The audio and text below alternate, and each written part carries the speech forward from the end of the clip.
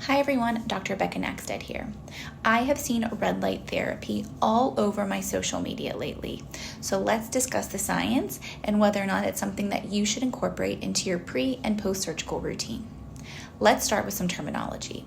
When you see something called red light therapy, it's almost always a combination of red light and infrared light therapy. Red light has a wavelength of 620 to 750 nanometers, whereas infrared is about 750 to 1200 nanometers. Why do you care? Because the wavelength dictates how far under a surface the light and thus its energy can go. So red light with its shorter wavelength can only get a little bit under the skin, 8 to 10 millimeters, whereas infrared with its longer wavelength can get deeper, about 1.5 centimeters. So that's something to keep in mind when you're thinking about what red light therapy could or couldn't do. So what's the science say? The science is hard to interpret because all of the different studies have used different wavelengths, different energies, different protocols. But what I interpret from the literature is that there are pretty good studies and decent quality evidence showing that red light therapy can be pretty efficacious for things like fine lines, wrinkles, acne scars. There's also some disease states of the eye that it's been shown to be pretty effective at.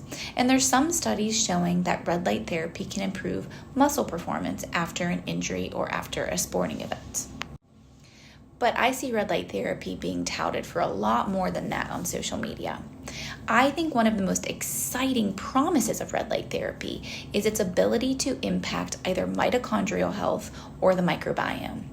As we know, mitochondrial health and the microbiome have been linked to all kinds of disease states and wellness and recovering from surgery and preventing infections.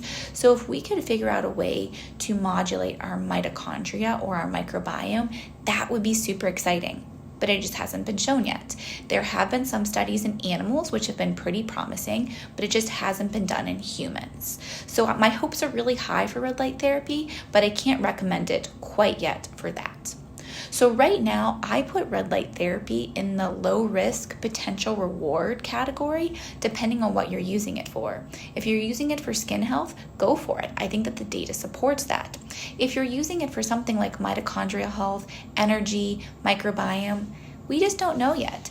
It's definitely low risk, but you'll just kind of have to experiment and see if it works for you. Pretty much the biggest risk is the cost. These devices can be expensive, so make sure you do your research about what device you're buying and you're not just buying one because it's being promoted by an influencer on social media. What questions do you have about red light therapy? Let me know below.